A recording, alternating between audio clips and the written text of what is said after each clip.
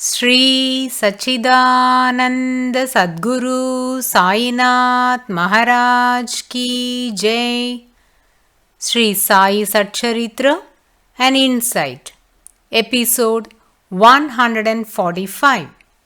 My humble prostrations at the lotus feet of our Sadguru Sai. By the divine grace of Sai, an attempt has been made to translate the gist of the divine discourse of Sri Ramanathan brother telecasted in Sai TV. This is purely done to share the glory of Sai and his divine teachings with more insight to the aspirants. Om Gurur Brahma Gurur Vishnu Gurur Devo Maheshwaraha Guru Sakshat Parabrahmam Tasmai Shri Gurave Namaha. Devotees, we closed the previous episode with a note that Sri Gajanan Maharaj from Shegon rescued his devotee from committing suicide. Now, let us ponder in detail on that Leela. There was a village known as Mekkar.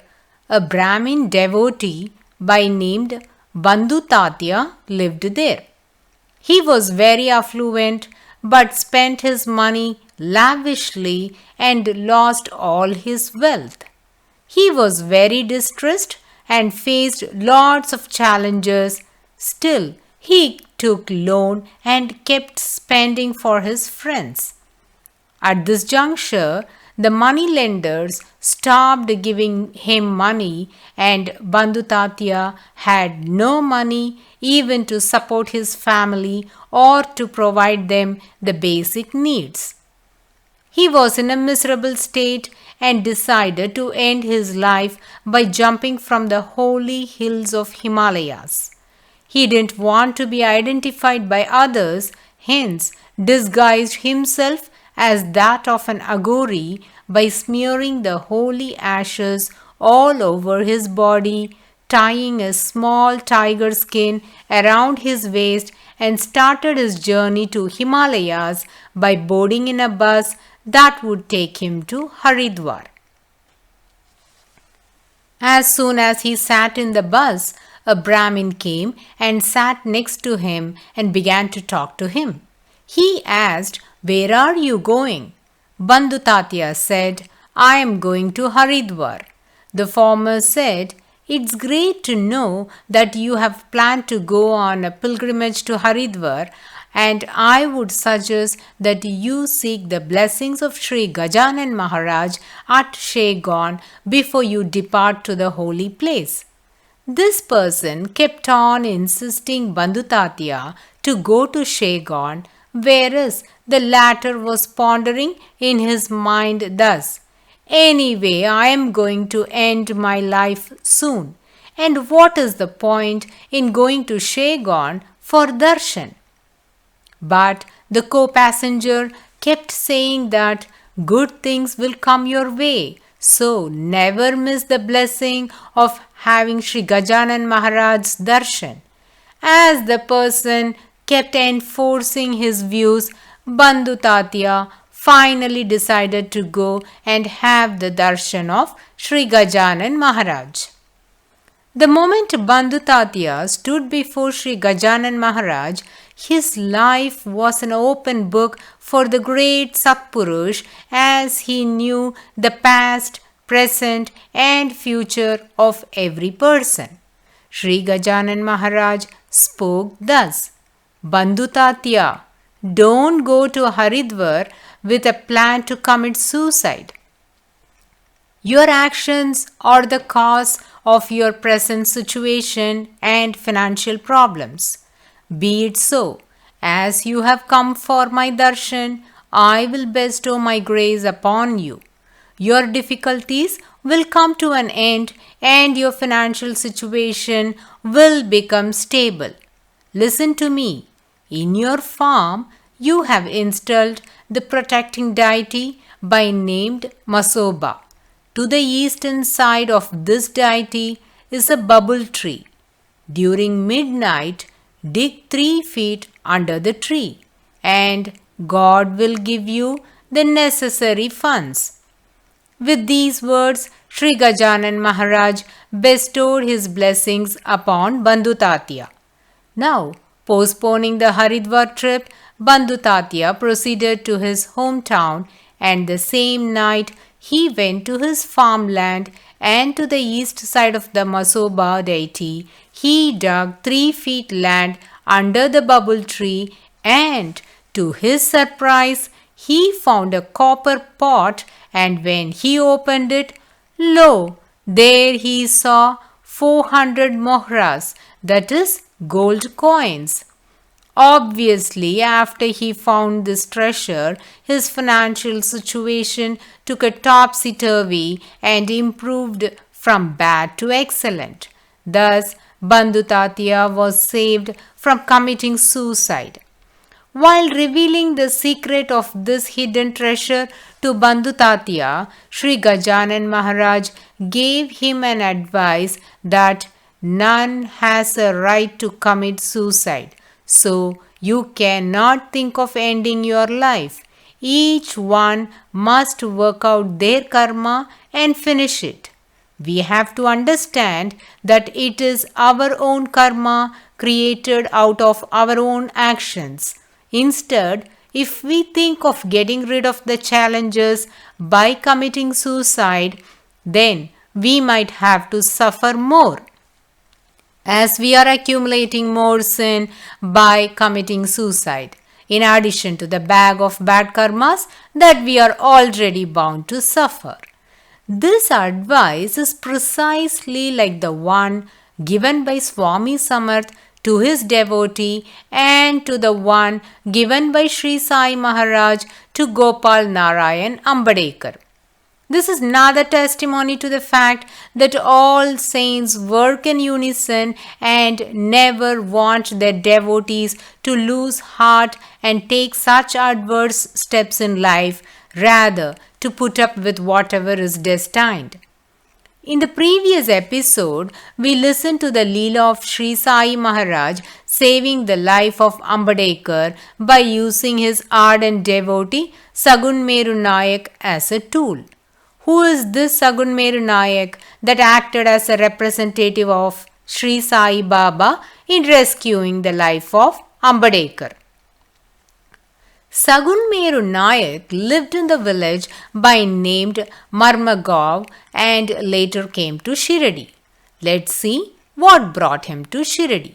His ancestors had ample farmland in the rural areas and were very affluent.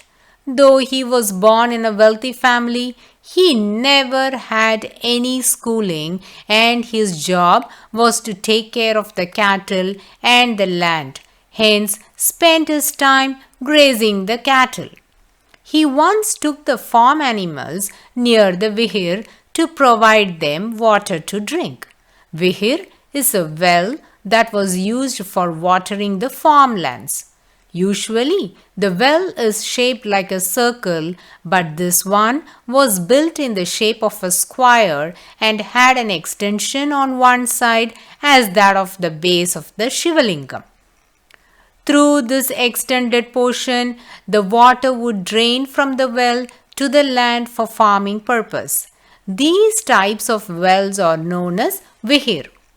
While Sagun Meru Nayak was helping the cattle to drink water, he saw someone at a little distance looked like an ascetic. His head was covered with a cloth and he sat down with his right leg crossed over the left thigh as Sri Sai Baba's sitting posture and wore a kafni like a Mohammedan.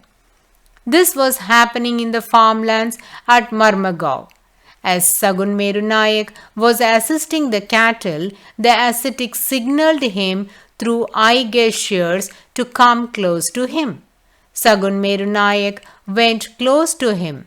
The saint didn't speak a word, but shed a smile and fixed his gaze upon him. No conversation took place between them. And Sagun Meru Nayak left from there and continued with his work. Surprisingly, this incident became a turning point in his life.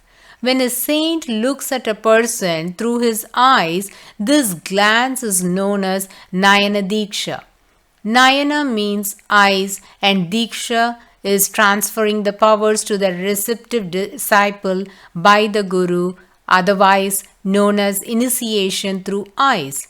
This is considered as a very subtle form of initiation and termed as Drishtipath.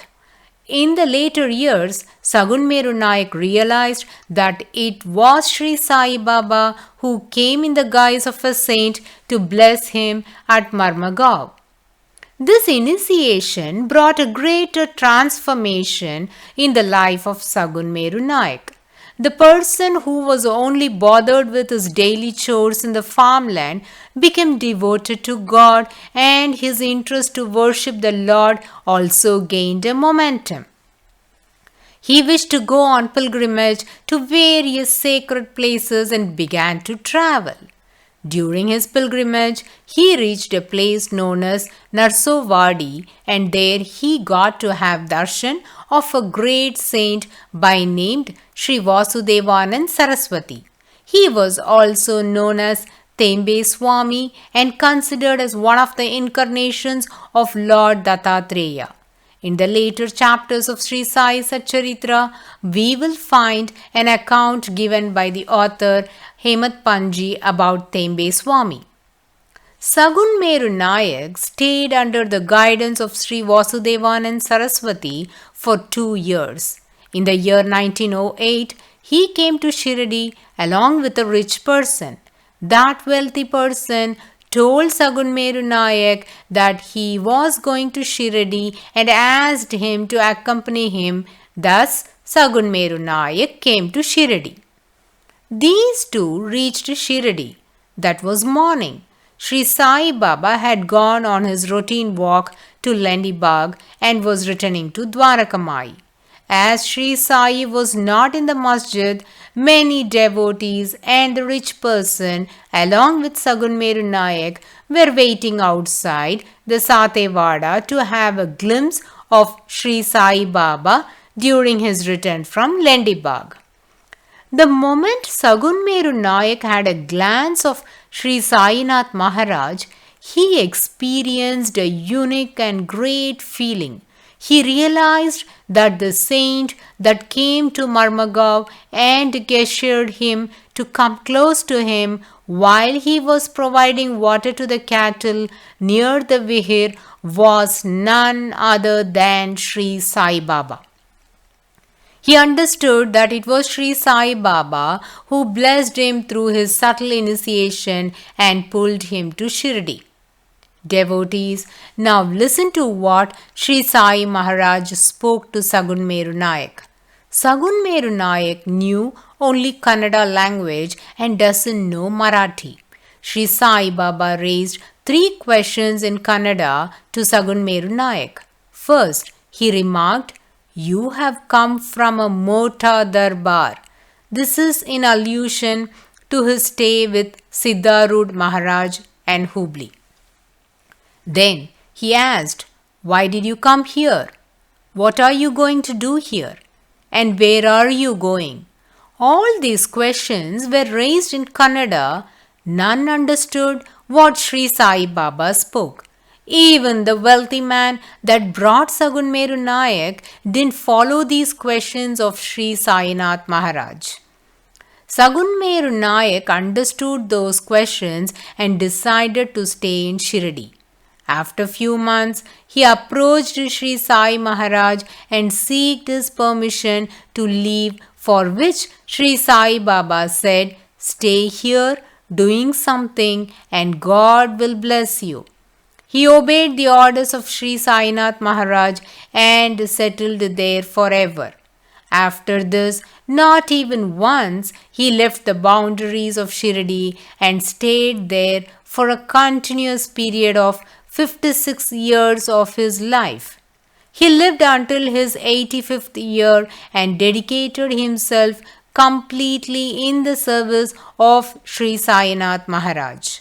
For his livelihood, initially he set up a tea shop and a refreshment stall, and this was situated right behind Dwarakamai. On the inaugural day of the shop, Sagunmeru Nayak placed a laddu and some savories on a plate and took it to Sri Sai Baba to offer. Sri Sai Baba received it with great enthusiasm and said, "Good, good brother, you should always keep yourself busy by performing one or the other activity and never remain lazy." Saying thus, Sri Sai Baba ate the sweet, the savories, and blessed him. "I will always remain in your shop. Do not worry." After this incident, Sagunmeru Nayak's devotion towards Sri Sai Baba grew stronger day by day, and he experienced many miracles in his shop itself. As evidence to this, even after Sri Sainath's Mahasamadhi, many claim to have witnessed Sri Sai Baba's footprints inside his shop. Meanwhile, the devotees approaching for Sri Sainath's darshan also increased in multitude. Shirdi was a hamlet, and there was no place to get good food to eat. Sagunmeru Nayak felt the need of having a good food stall to provide quality food to the visitors. Hence, with this intention in mind, he started a hotel. Sri Sai Baba gave a very important instruction to Sagunmeru Nayak to carry out. He said, "No visitor to Shirdi should retire to bed empty stomach," which means every person coming for Sri Sai Baba's darshan should have their meal before they go to sleep, and it is Sagunmeru Nayak's responsibility to ensure that everyone gets their food irrespective of their economic status and availability of funds. They should be provided food was the order given by Sri Sai Baba to him. And Sagunmeru Nayak followed this diligently by arranging the necessary food to all the visitors without any reservations. In Sri Sai SATCHARITRA, we have come across the miracle of Mrs. Tarkett, which states that one day while she was eating her lunch from the restaurant of Sagunmeru Nayak, a hungry dog looking ugly came there, and she fed a piece of chapati to the dog. The dog ate and went away.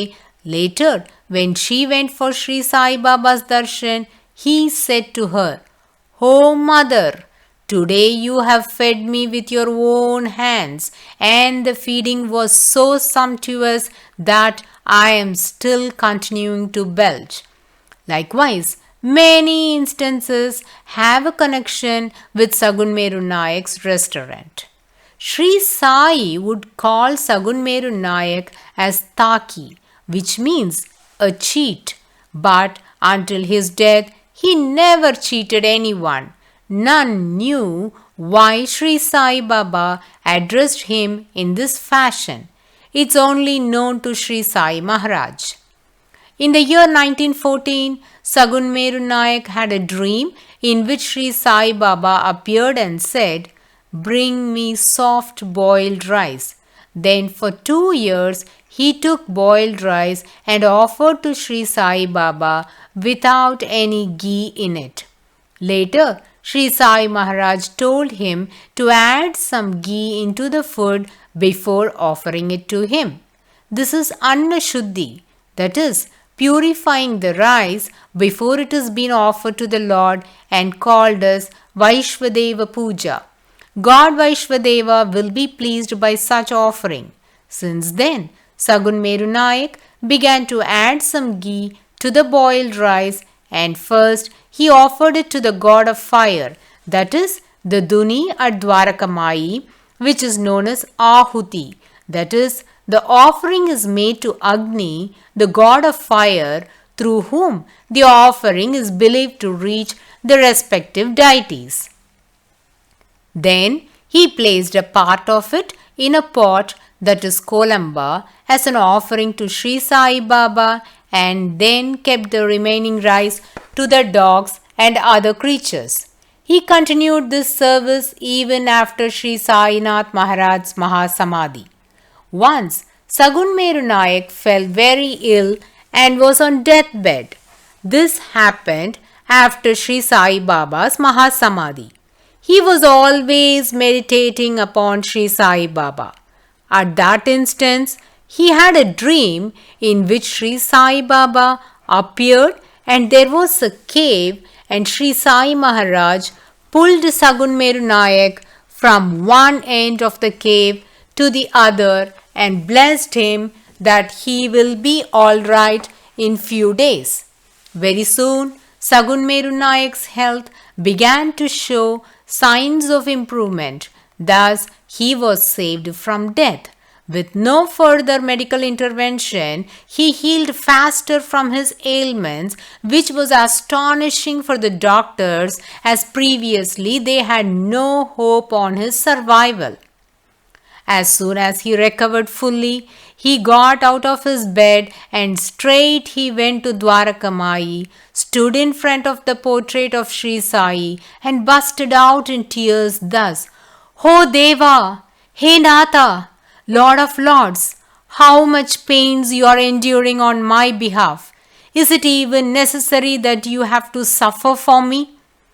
He might have got an insight through the dream that Sri Sainath Maharaj is suffering all the pains on his behalf to give him an extension of life and to pull him out of deathbed. Hence, he was pouring out tears of gratitude by standing in front of the huge picture of Sri Sai Baba in the masjid. Sagun Meru Nayak had an unswerving faith on Sri Sai Baba. Hence, he experienced such a blessing. He was ever focused in helping others.